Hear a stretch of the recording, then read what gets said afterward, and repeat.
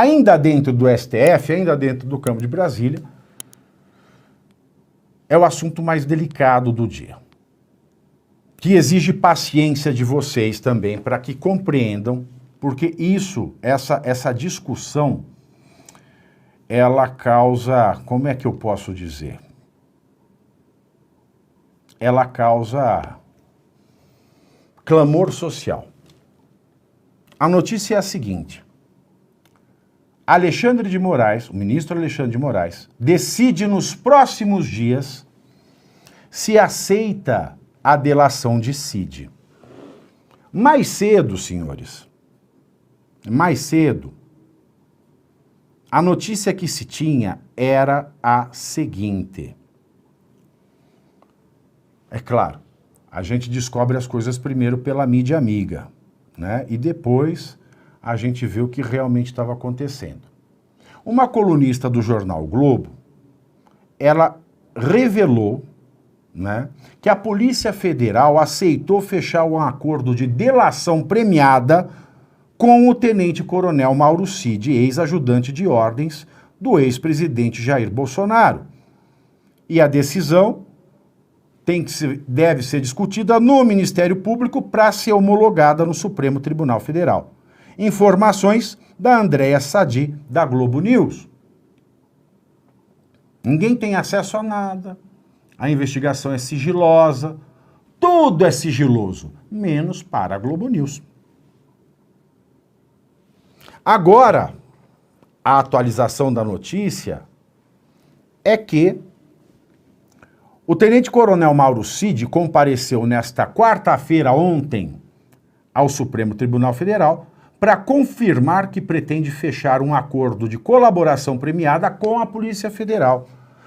A audiência pela qual o ex-ajudante de ordens da presidência passou é de praxe. A lei que trata do Instituto estabelece necessidade da Justiça ouvir o interessado na delação, acompanhado de seu advogado. Apesar das tratativas da delação avançarem, o teor das declarações prestadas pelo militar só poderão ser usadas nos inquéritos em trâmite no STF, após o pacto ser homologado pela Corte Máxima. As apurações das quais o aliado do ex-presidente Bolsonaro é alvo. Nossa Senhora, o Estado de São Paulo também está pecando, né, na língua portuguesa aqui. São conduzidas pelo gabinete do ministro Alexandre de Moraes. Enfim. Caso Mauro Cid. Foi preso por carteira de vacinação, está sendo intimado por joias, depois por ato do 8 de janeiro. Foi preso preventivamente, de maneira irregular. Pode até ser que o tanto de evidências e provas contra ele, não contra o Bolsonaro, mostrem que ele provavelmente cometeu crimes.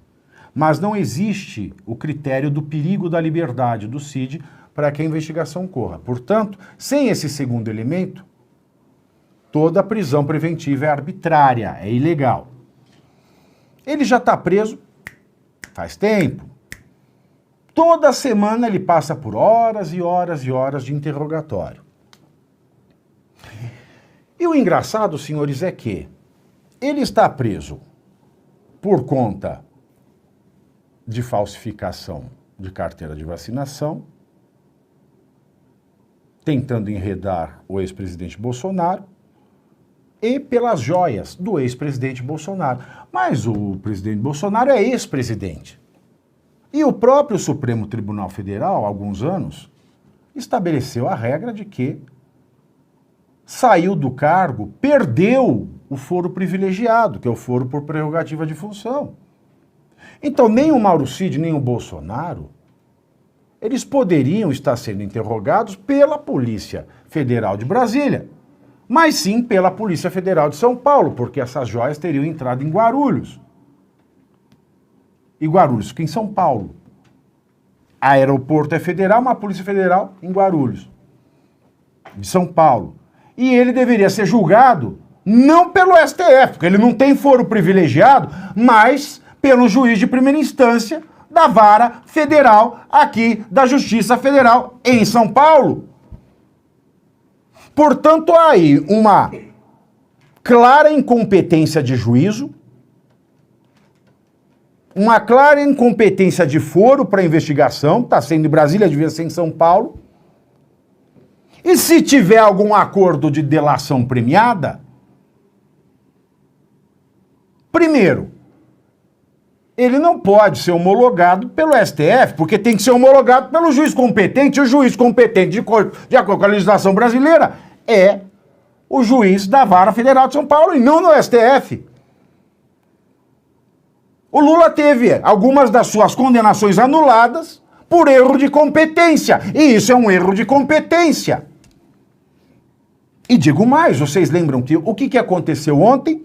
O Toffoli apertou a válvula da descarga nas provas das delações premiadas, como é para pessoa jurídica, empresa, chama-se acordo de leniência, da Odebrecht. E deixou um monte de corrupto ir para casa. Tranquilo, tranquilo. E a própria Odebrecht não vai ter que mais pagar multa nenhuma. E vai sobrar para quem fez a leniência ilegal. Que o Toffoli falou, vamos pagar o Moro, vai pagar Deltan Dallagnol, policial federal lá de Curitobas, vai todo mundo pagar. Eles vão ser presos, agora o corrupto vai para casa tranquilo. E o que o Toffoli ele usou de argumento para dizer? É um absurdo essa delação premiada da Odebrecht, que chama leniência porque é pessoa jurídica. Quando é pessoa física, de carne e osso, é delação premiada. Os argumentos do Toffoli foram os seguintes. Eu separei as melhores partes da decisão de 135 páginas dele, que é basicamente copia e cola. Assim, na linha de decisões anteriormente proferidas, penso que se deve universalizar o acesso ao referido material a todos os réus processados pelos agentes identificados nos referidos diálogos, em qualquer âmbito ou grau de jurisdição, assegurando-lhes a preservação do conteúdo, etc. e tal. O que ele está dizendo aqui? Que as pessoas investigadas, os réus, os acusados, não tiveram acesso a tudo. E da mesma maneira, senhores, o Bolsonaro não está tendo acesso ao que está acontecendo no caso Mauro Cid. Notou que é a mesma coisa? Aí o Toffoli fala, diante da extrema gravidade dos acontecimentos perpetrados, exige-se que se confira aos réus ao menos o direito de impugnar eventuais ilegalidades processuais que se projetam como reflexo da atuação coordenada entre acusação e magistrado. Está havendo isso no caso do Cid? Também não.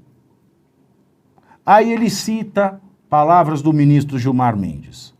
Tal conluio era articulado com o objetivo de permitir a troca de informações fora dos veículos oficiais e o alinhamento do jogo processual para além dos limites legais do processo penal brasileiro.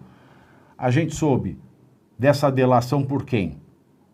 Pelo delegado, pelo diretor-geral da Polícia Federal ou pela Globo News? Pela Globo News. E continua Toffoli a dizer o seguinte, pela gravidade das situações estarrecedoras postas, somadas a outras tantas decisões, já seria possível simplesmente concluir que a prisão do Lula até poder-se-ia chamar de um dos maiores erros judiciários da história do país. Foi uma armação, fruto de um projeto de poder. Foi um verdadeiro ovo da serpente. Esses agentes desrespeitaram o devido processo legal. E mais, aqui não se está a dizer que no bojo da mencionada operação não tenha havido investigação de ilícitos verdadeiramente cometidos, apurados e sancionados. Mas, ao fim e ao cabo, é que foram utilizados um cover-up, uma capa de combate à corrupção com o intuito de levar um líder político às grades com parcialidade e conluio. E aí ele volta a falar, né, do vasto caso das prisões preventivas com o único fim de obter delações premiadas. O que está acontecendo no caso do Mauro Cid? Fala para mim. Ele está preso indevidamente. Provavelmente ele cometeu todos os crimes, mas ele tem que responder em liberdade. Não tá preso, tá lá toda hora tendo que dar um depoimento. As outras partes que ele vai falar estão tendo acesso aos autos? Nananina, não. O povo brasileiro está tendo informação através dos meios oficiais? Não, pela Globo News. Logo, preste atenção, tudo o que o Toffoli argumentou ontem para livrar a Odebrecht do acordo de leniência e para livrar os corruptos que ela revelou, tem que ser aplicado se o Mauro Cid implicar qualquer autoridade, inclusive o ex-presidente Jair Bolsonaro. É assim, foi decidido ontem, por que amanhã vai ser decidido diferente?